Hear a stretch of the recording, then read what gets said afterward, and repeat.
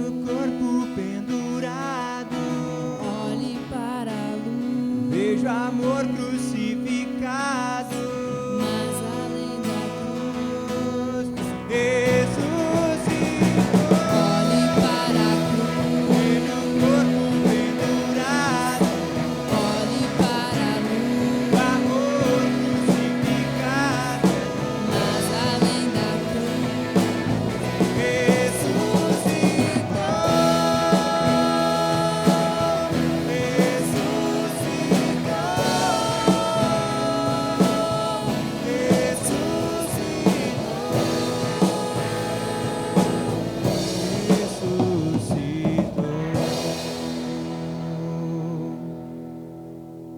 Saúdo a todos neste dia em que nós nos reunimos, mesmo que virtualmente, em nome de Deus o Pai, o Filho e o Espírito Santo. Que a graça de Deus seja com todos nós nesse dia. Eu gosto muito do mês de setembro e eu tenho pelo menos 3 razões para gostar dele. Primeiro porque é o mês em que inicia a primavera. É uma estação que eu acho bonita, flores, verde, tudo resplandece. Então, é uma coisa que eu gosto bastante. Nós, na primavera, podemos ver os sinais da beleza da criação de Deus. A segunda coisa que me faz gostar de setembro é porque é o mês de aniversário de casamento dos meus pais. E, especialmente neste ano, eles completam 60 anos de casados, agora no dia 16 de setembro. 60 anos não é pouca coisa.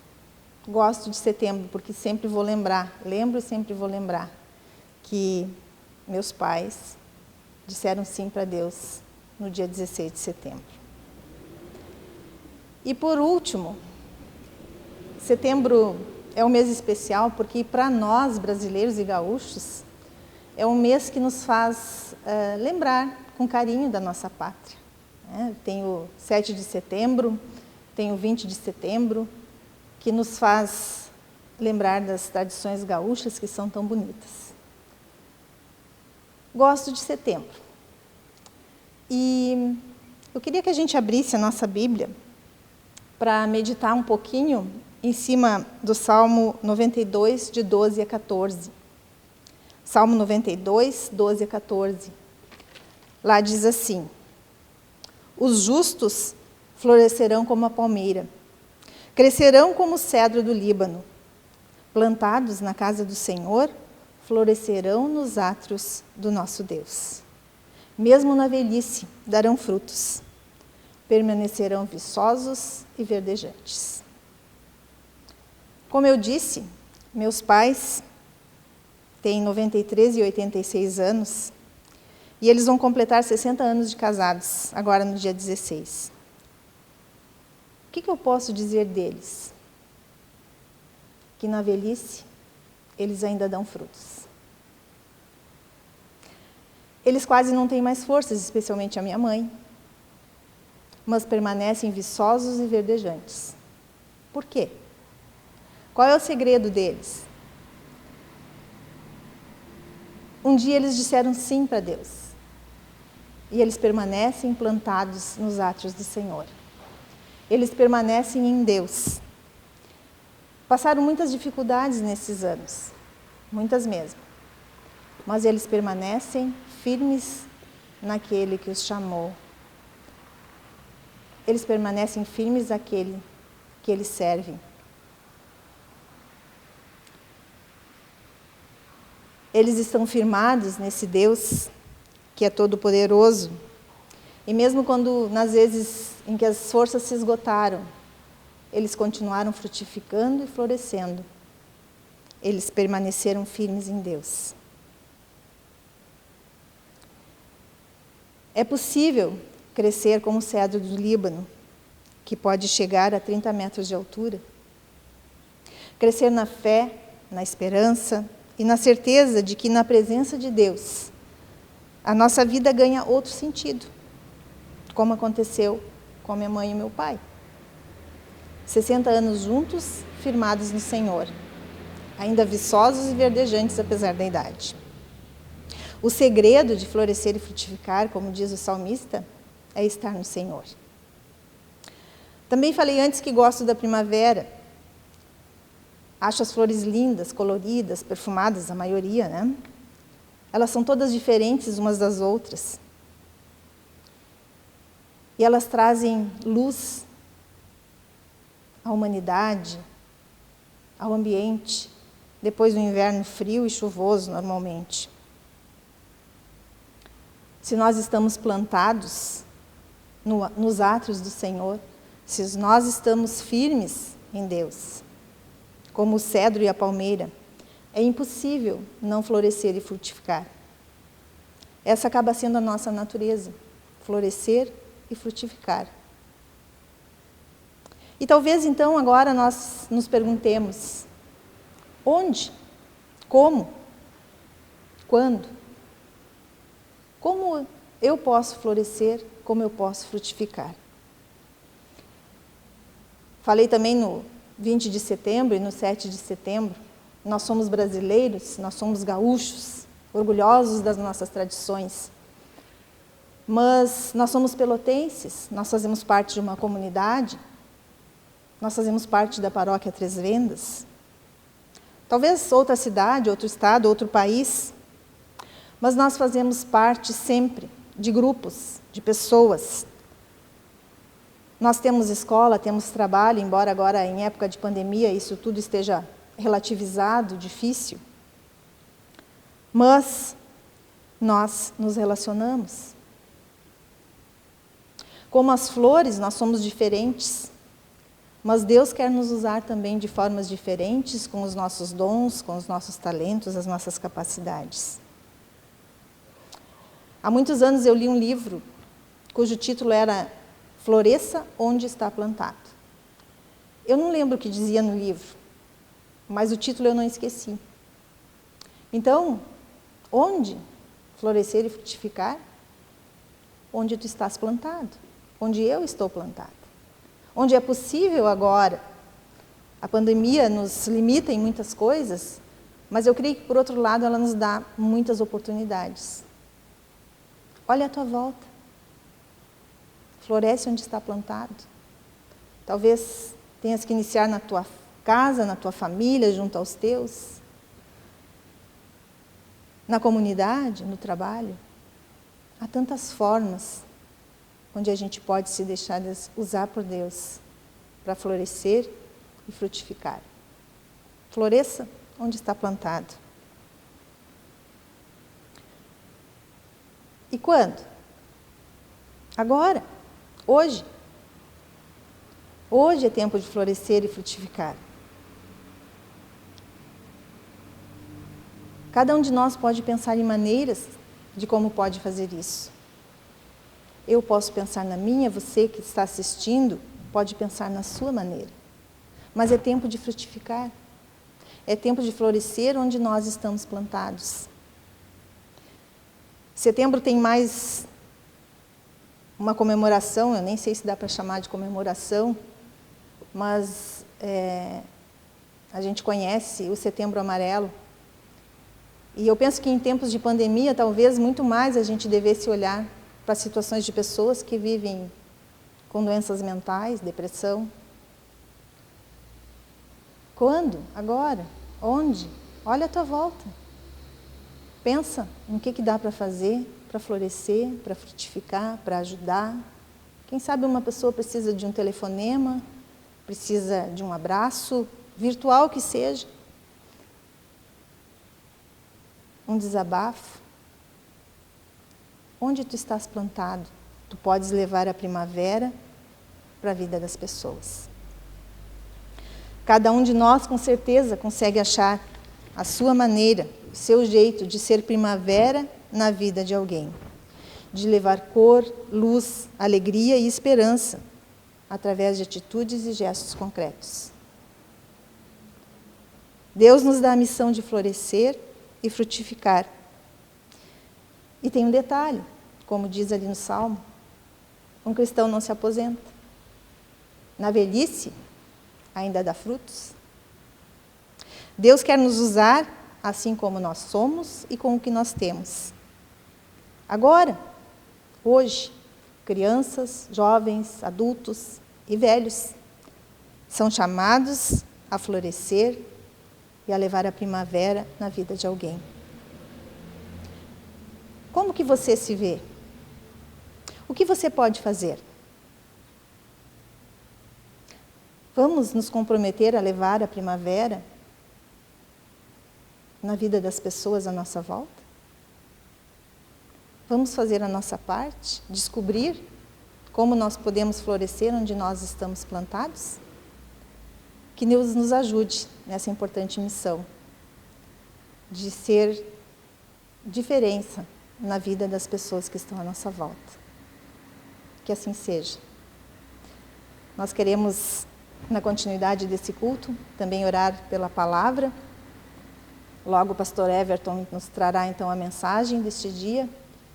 E desafiados por essa palavra inicial, nós queremos nos colocar em oração e pedir que Deus abençoe também a palavra que será pregada a seguir. Oremos. Senhor Deus querido, nós chegamos a Ti neste momento, agradecidos porque Tu tens nos chamado a florescer, a frutificar no lugar onde Tu nos colocas. Que nós nos desafiemos a fazer a nossa parte em levar a primavera na vida das outras pessoas. E mais uma vez, Senhor, neste momento de culto, de adoração, nós queremos ouvir da Tua palavra. Por isso, nós rogamos que o Teu Espírito Santo seja com o pastor Everton. Que neste momento ele seja usado por Ti para trazer também novos desafios, mais desafios na nossa vida. E que Tu nos dês ouvidos atentos, um coração aberto a receber a Tua mensagem, para que nós não sejamos somente ouvintes da Tua palavra, mas também praticantes. Assim, aquieta-nos a Tua presença para que recebamos a Tua palavra neste momento. Em nome de Jesus. Amém.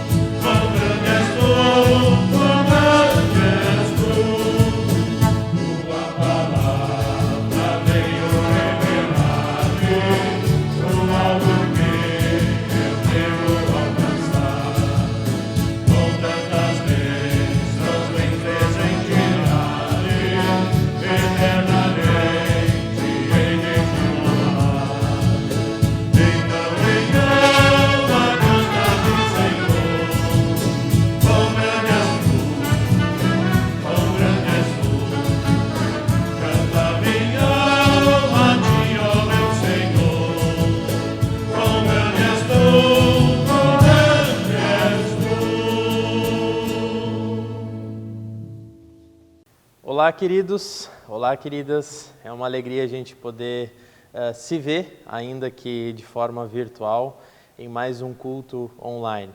Que bom que a gente pode se reunir e que bom que Deus nos dá essa oportunidade mesmo em meio a todas as adaptações que nós temos que fazer nesses últimos tempos, Deus ainda nos proporciona esse meio de comunicação, esse meio de a gente se fortalecer na palavra dele. A palavra de hoje, ela tem a ver justamente com esse momento que a gente tem vivido. Assim como todas as outras que a gente já fez e já pregou aqui, mas essa de uma maneira especial, falando e relacionando a fé, a esperança e como fortalecer a fé e a esperança em tempos de pandemia.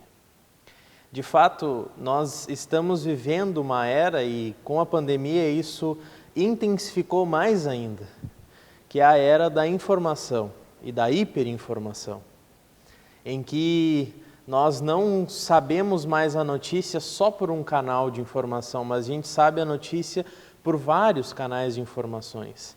E a gente pode, às vezes, não discutir a notícia, mas discutir a vírgula que o canal de informação A não colocou, que o ponto que o canal de informação B colocou, e assim a gente vai discutindo minúcias. Mas às vezes nós não estamos discutindo mais o que realmente está sendo colocado como pauta. E essa era da hiperinformação, ela nos deixa cada vez mais perdidos, eu diria, num sentido de que nós não sabemos mais o que é essencial para a nossa vida. Nós nos preocupamos em olhar o WhatsApp, nós nos preocupamos em olhar o Instagram, o Twitter, as redes sociais como um todo, para nós ficarmos informados. Mas o que realmente importa, nós nem fazemos mais.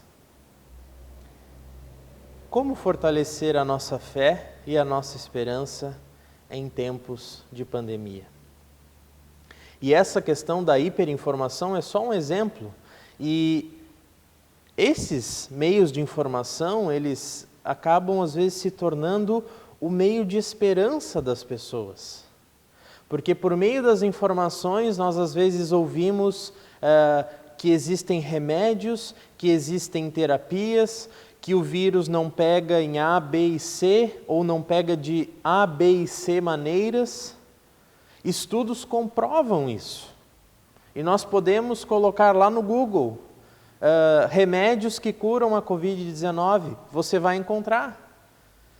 Terapias que curam a Covid-19, você vai encontrar. Maneiras de não pegar a Covid-19, se você jogar no Google isso, você vai encontrar. Mas a pergunta é que, mesmo em meio a tantas incertezas, mesmo em meio a tantas informações e métodos de se esquivar dessa doença, todas elas acabam às vezes se frustrando.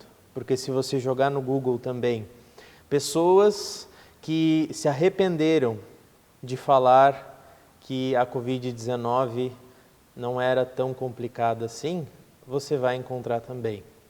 Pessoas que reviram os seus conceitos, também você vai encontrar. E todos esses meios que a gente pode encontrar no Google, eu posso e gostaria de dizer que são otimismo barato. E não no sentido de ser um otimismo barato, simplório, muito pelo contrário. Mas ele, às vezes, com todas as certezas que essas coisas podem nos trazer, ainda assim, não é a esperança ou a certeza real. São otimismos que, às vezes, fazem com que a nossa esperança seja canalizada para isso. E por que se torna um otimismo barato? Por que eu falo que essas questões são otimismos baratos? Porque há um alto índice de nós nos frustrarmos.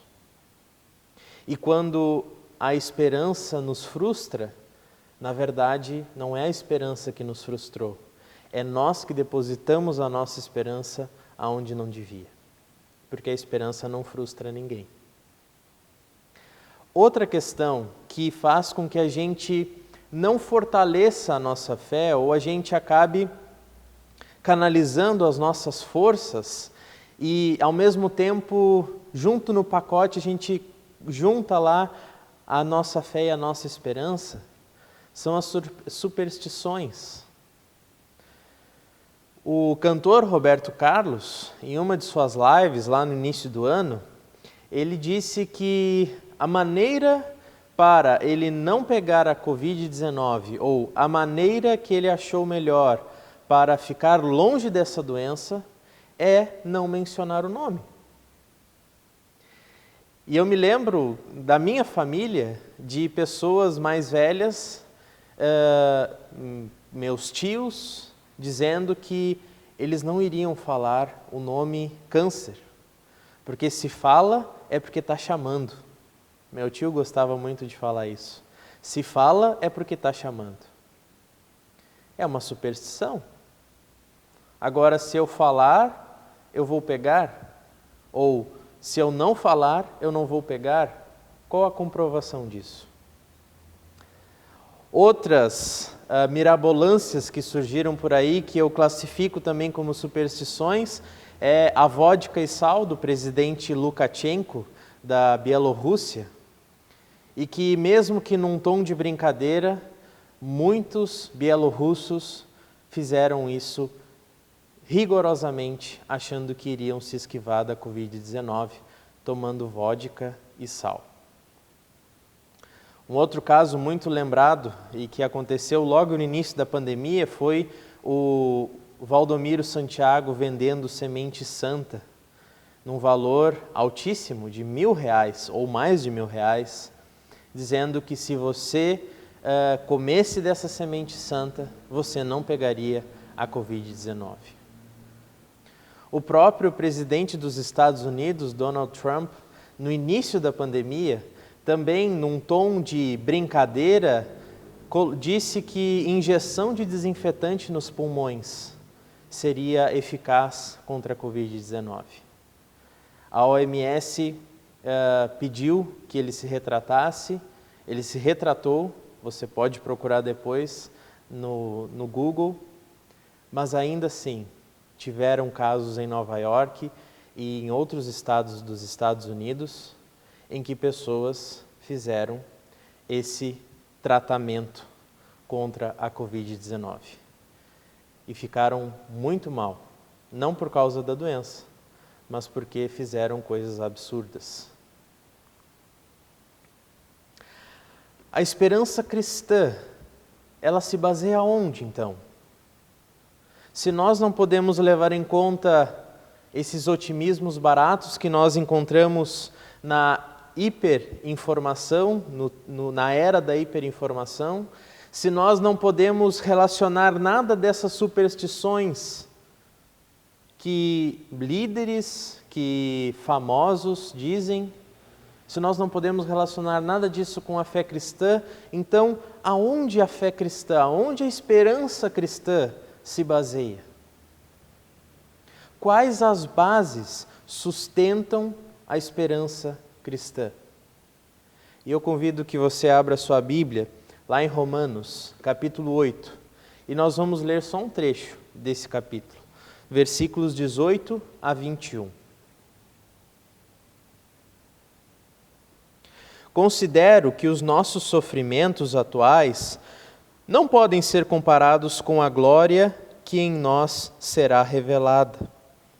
A natureza criada aguarda com grande expectativa que os filhos de Deus sejam revelados, pois ela foi submetida à inutilidade, não pela sua própria escolha, mas por causa da vontade daquele que a sujeitou, na esperança de que a própria natureza criada será libertada da escravidão da decadência em que se encontra, recebendo a gloriosa liberdade dos filhos de Deus.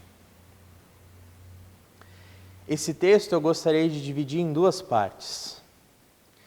E a primeira parte que eu gostaria de destacar desse texto, que se encontra no versículo 18, é: a fé e a esperança da igreja baseiam-se numa revelação extraordinária.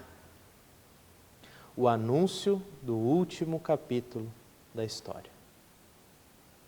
Essa revelação extraordinária que baseia a fé e a esperança da igreja. O anúncio do último capítulo da história. Vamos reler o versículo 18?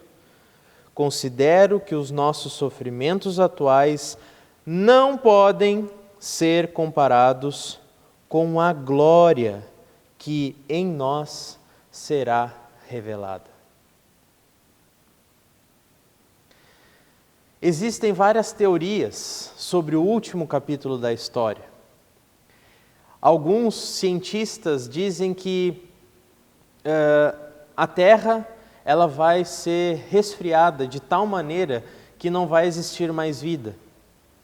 Alguns relatos de que esse resfriamento se dá pelo fato da Terra ficar cada vez mais longe do Sol, de que em tempos a Terra vai se distanciando do Sol, e aí vai existir um resfriamento da Terra, e aí não vai existir mais vida. Existem também teorias do contrário, da explosão solar, porque há cientistas também que dizem que o Sol, de tempos em tempos, ele aumenta o seu tamanho, e vai chegar um momento em que o Sol vai estar tão grande que ele vai explodir, e que todo o sistema solar ele será destruído por ondas do Sol, por ondas das chamas do Sol. Existem teorias também do impacto com asteroides, e se nós olharmos no site da NASA, existem vários asteroides que são monitorados pela NASA, e asteroides do tamanho de uma montanha, que se chocassem com a Terra, seria algo catastrófico para o nosso planeta. Existem outras teorias de um vírus letal, e por isso que essa pandemia ela está sendo associada muito ao Apocalipse, porque existiam já várias teorias a respeito de que a Terra seria extinguida por causa de um vírus. Outros dizem que o fim dos tempos ele será por meio de uma guerra nuclear. Vai chegar um momento em que os países eles não vão entrar em consenso, não vão conseguir se entender, e aí um vai jogar uma bomba lá, o outro vai jogar outra bomba lá, e vai chegar um momento em que a nuvem nuclear vai afetar todo o planeta. E aí não haverá mais vida por causa de uma guerra nuclear. E o último exemplo de teorias sobre o último capítulo da história, ele é muito difundido pelos cristãos, que é o Armagedon apocalíptico. Que os cristãos então vão para o céu e a terra, ela arderá em chamas. Todas essas teorias você já deve ter ouvido falar alguma vez. E todas elas, principalmente agora quando eu estava falando, deve ter te dado um certo aperto no coração, porque nós não gostamos de ouvir isso. Certo? Nós não gostamos de ouvir sobre fim dos tempos ou sobre o fim das coisas. Porém, o que essas teorias, todas elas que eu falei, inclusive a do Armagedon apocalíptico, que os cristãos difundem, todas elas têm em comum duas coisas. Elas são pessimistas e elas acabam em destruição.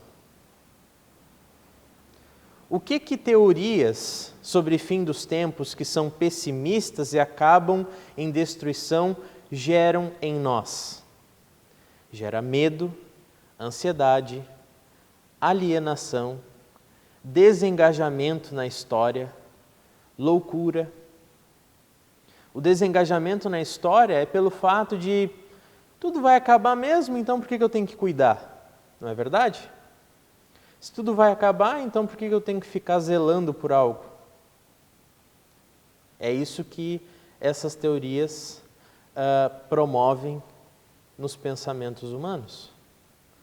A loucura, nós tivemos um exemplo recente. Quando a pandemia começou, as pessoas se enlouqueceram e foram direto para os supermercados comprar algo que seria inevitável de ser comprado, que era papel higiênico. Papel higiênico é importante para a sobrevivência humana? Acho que não. Mas as pessoas, por meio de teorias, por meio de ansiedade, por meio de medo, por acharem que a visão, por terem a visão da pandemia pessimista, por acharem que isso iria acabar em destruição, elas cometeram atos de loucura, que foi ir no mercado estocar papel higiênico. Apocalipse 21, 1 e 2 é um texto muito interessante que sempre é lembrado sobre o fim dos tempos. E esse texto, ele tem algo muito curioso. No capítulo 21, 1 e 2 diz assim: Então vi novos céus e nova terra, pois o primeiro céu e a primeira terra tinham passado, e o mar já não existia. Vi a cidade santa, a nova Jerusalém, que descia dos céus, da parte de Deus, preparada como uma noiva, adornada para o seu marido. Aqui nós lemos novos céus, nova terra. O apóstolo Pedro, em sua segunda carta, também vai escrever no capítulo 2 de novos céus e nova terra. Mas aqui existe algo muito interessante. Você já deve ter se deparado que o Novo Testamento ele foi escrito na língua grega, que era a língua falada na época. Outro fato que você já deve ter se deparado é que a palavra amor no grego, ela tem 4 palavras distintas para falar de amor, o que no português só tem uma, que é amor. Mas no grego existem 4 palavras para definir amor. Aqui, novo, também tem 2 significados, porque no grego existem 2 palavras para você falar de novo, para você remeter a novo. A interpretação que é dada para Apocalipse e para 2 Pedro, quando se fala em novo céu e nova terra, é que algo novo, literalmente novo, vai surgir. E essa palavra no grego é nios, N-I-U-S, nios, que é algo novo no tempo, algo que não existia e agora existe. Porém, na língua grega, existe uma outra palavra que nós podemos traduzir para o português como novo, mas ela tem um sentido muito mais profundo, que é a palavra kainos. E a palavra kainos, ela diz, o significado dela é novo no sentido de renovado, algo que existia sim, mas passou por um processo de restauração. Adivinha qual a palavra que está escrita no texto de Apocalipse? É a palavra kainos. Novos céus e nova terra, que o apóstolo João está querendo dizer aqui em Apocalipse, e também o apóstolo Pedro, lá em sua segunda carta, no capítulo 2, ambas estão querendo dizer kainos.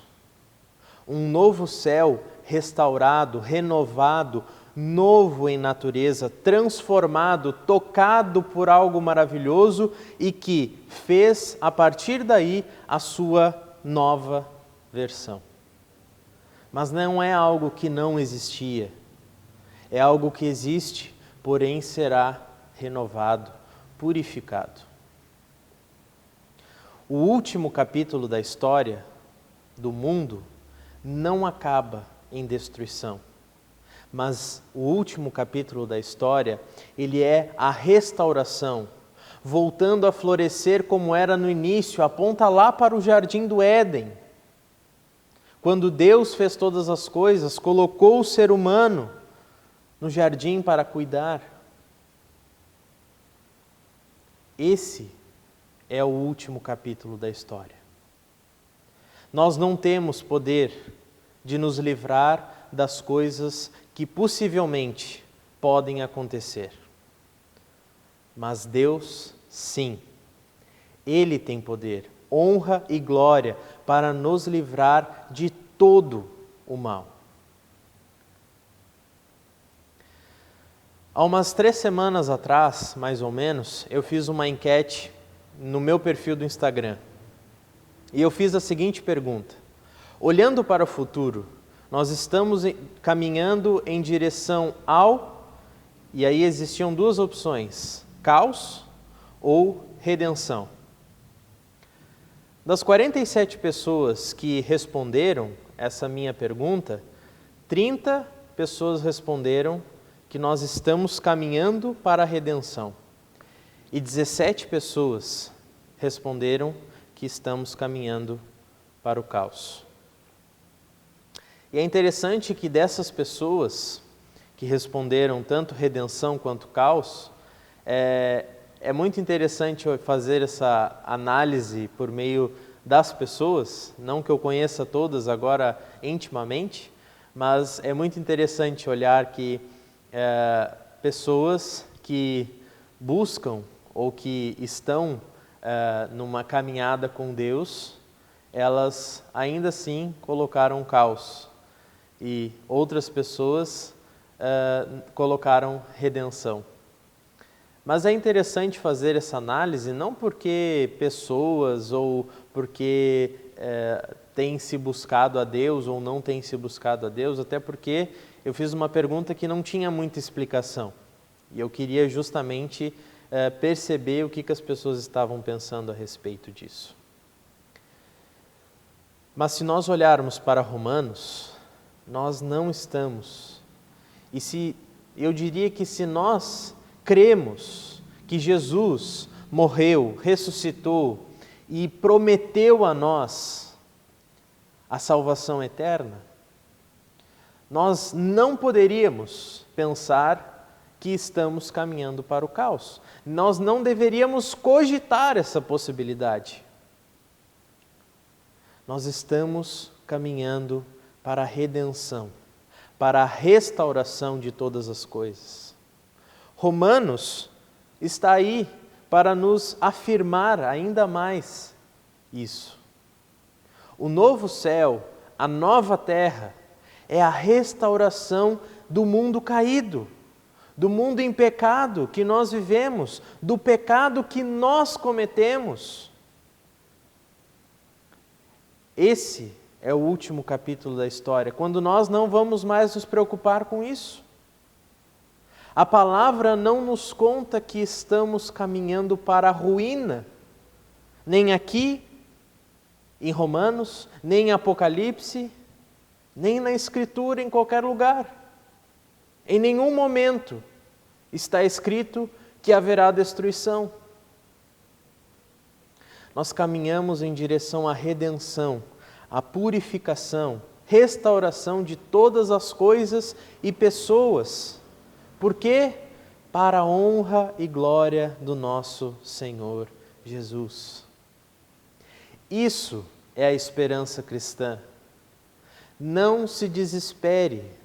Se nós não sabemos como enfrentar algumas coisas que vivemos hoje, se elas ainda não foram resolvidas, é porque o último capítulo ainda não chegou. Aleluia! Glória a Deus! O Senhor está se manifestando em meio a toda essa pandemia.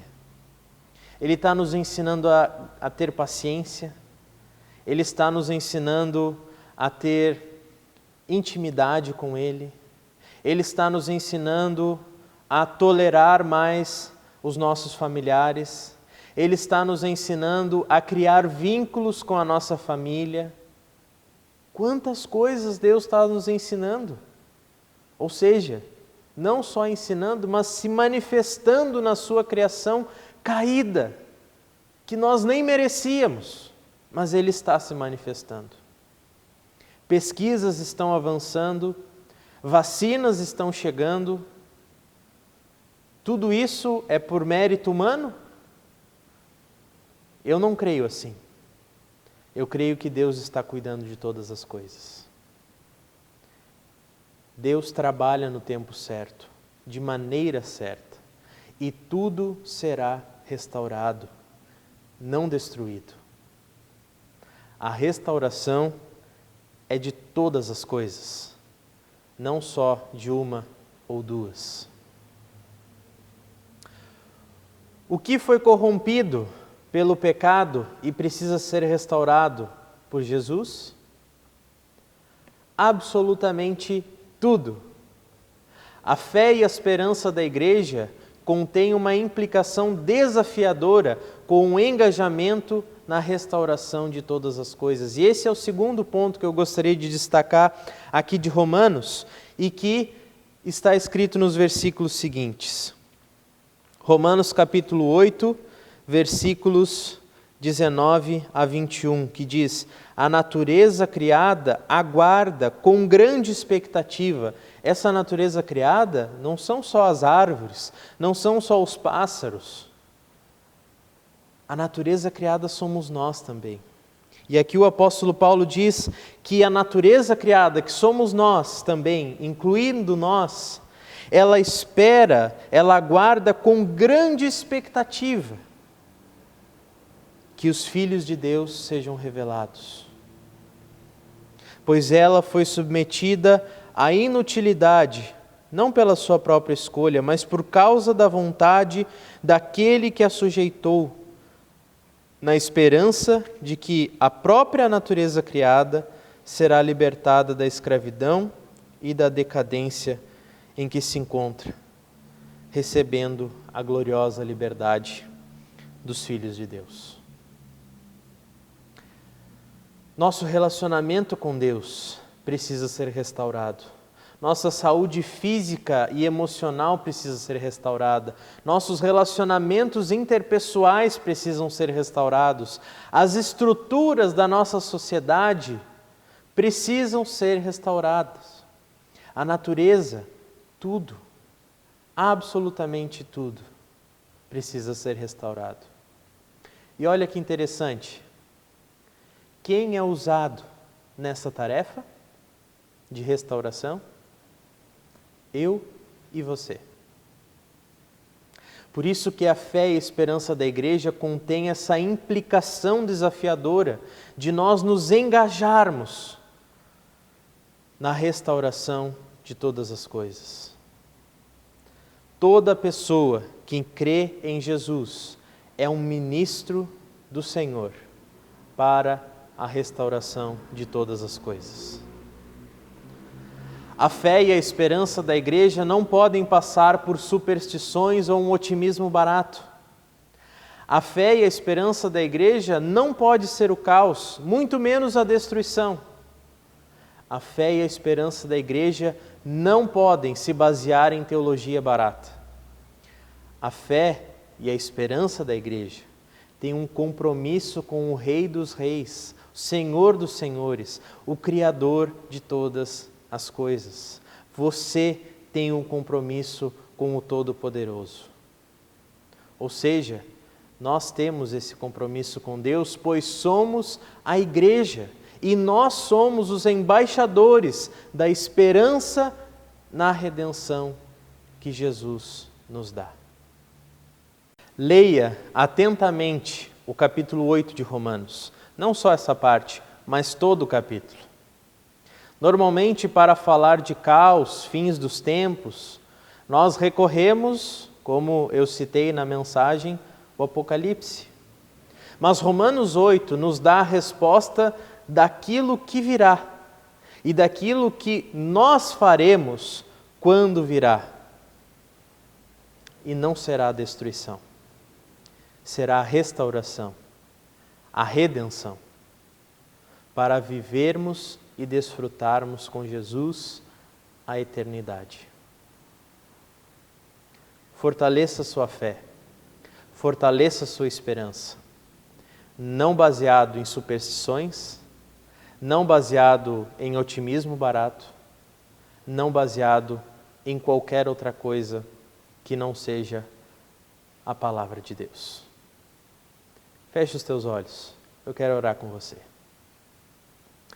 Querido Deus, nós te agradecemos por essa palavra e pedimos, ó Pai, por meio do teu Espírito Santo, que tu derrames poder, que tu derrames força, que tu derrames misericórdia sobre nós. Pedimos, ó Pai, que nessa tarefa de ser embaixadores da restauração, tu nos ajude e nos oriente nessa caminhada. Nós não queremos ficar só aqui olhando, assistindo, mas pedimos que o teu Espírito Santo nos mova de tal maneira que olhemos ao nosso redor, olhemos para o próximo e ali nós foquemos naquilo que o Senhor quer trabalhar em nós e para nós, para o outro por meio de nós. Ajuda-nos, Pai, fortalece-nos, dá-nos a autoridade que só Tu pode nos dar. Não queremos só desfrutar dos direitos que o Senhor nos dá de sermos filhos Teus, mas ajuda-nos, Senhor, a exercer os nossos deveres, e não deveres que o Senhor impõe a nós, mas deveres que nós temos por tanto amor, por tanta misericórdia, por tanta fidelidade que o Senhor tem. Assim, Pai, pedimos e entregamos à Tua Igreja, entregamos a nossa vida nas Tuas mãos.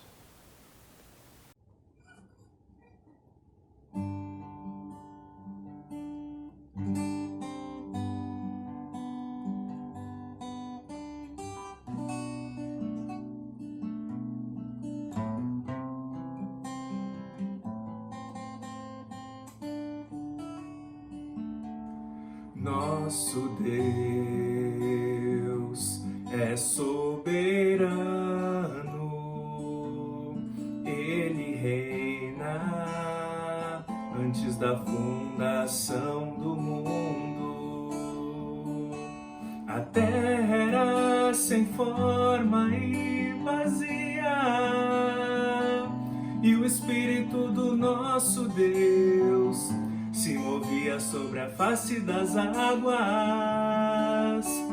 Foi Ele quem criou o céu dos céus, fez separação das águas da terra seca. Foi Ele quem criou os luminares, criou a natureza e formou o homem. Glória a Deus por suas maravilhas, pela sua grandeza. Glória a Deus, glória a Deus por suas maravilhas, pela sua grandeza. Glória a Deus.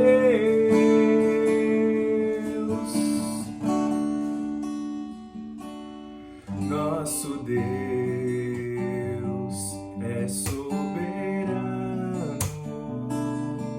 Ele reina antes da fundação do mundo. A terra era sem forma e vazia, e o Espírito do nosso Deus se movia sobre a face das águas. Foi Ele quem criou os céus dos céus, fez separação das águas da terra seca. Foi Ele quem criou os luminares, criou a natureza e formou o homem. Glória a Deus por suas maravilhas, pela sua grandeza. Glória a Deus, glória a Deus por suas maravilhas, pela sua grandeza. Glória a Deus, glória a Deus por suas maravilhas, pela sua grandeza. Glória a Deus, glória a Deus.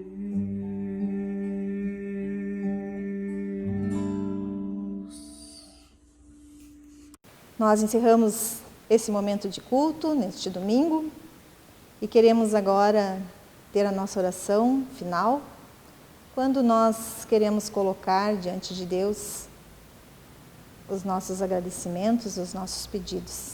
Então, curvemos as nossas cabeças aí onde nós estamos, nas nossas casas, em família, e vamos conversar com Deus novamente. Ó Senhor Deus, muito obrigada pela Tua palavra, que é viva e eficaz, e que sempre de novo transforma a nossa vida e nos desafia a Te servir, a Te seguir.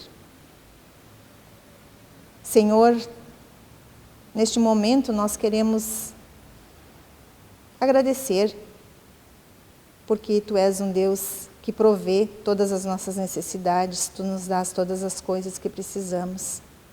Mas também queremos olhar para o lado e ver a necessidade dos nossos irmãos. Queremos pedir, Senhor, que Tu nos dês um coração que compartilha do que tem e do que pode fazer para ajudar outras pessoas. Pai querido, em nome de Jesus, nós pedimos que Tu estejas cuidando do nosso país, do nosso estado, da nossa cidade, dos nossos governantes, dirigindo-os em tempos difíceis de pandemia e de economia. Queremos rogar especialmente pelas pessoas que estão à frente do trabalho, as pessoas que se envolvem com os doentes. Senhor, todos eles precisam do Teu amparo, da Tua proteção. Oramos pelas pessoas que perderam entes queridos para essa doença ou por qualquer outra. Sê Tu o conforto, o consolo. Oramos pela nossa comunidade, pelos nossos pastores, por cada membro. Abençoa, cuida, ajuda, restaura, cura, Senhor. Nós sempre temos tantas coisas a Te pedir, mas também somos gratos, porque Tu és o Deus que não está distante, que está conosco, que está em nós e que age através de nós. Por isso, tudo mais que está no nosso coração, nós queremos colocar nas Tuas mãos, neste momento orando a oração que o Teu Filho nos ensinou. Pai nosso que estás nos céus, santificado seja o Teu nome. Venha o Teu reino, seja feita a Tua vontade, assim na terra como no céu. O pão nosso de cada dia nos dá hoje, e perdoa-nos as nossas dívidas, assim como nós também perdoamos aos nossos devedores. E não nos deixes cair em tentação, mas livra-nos do mal, pois Teu é o reino, o poder e a glória para sempre. Amém. Encerramos este culto e queremos deixar para todos nós, para vocês que nos assistem, a bênção do Senhor, que está registrada lá em Números, que fala: o Senhor te abençoe e te guarde.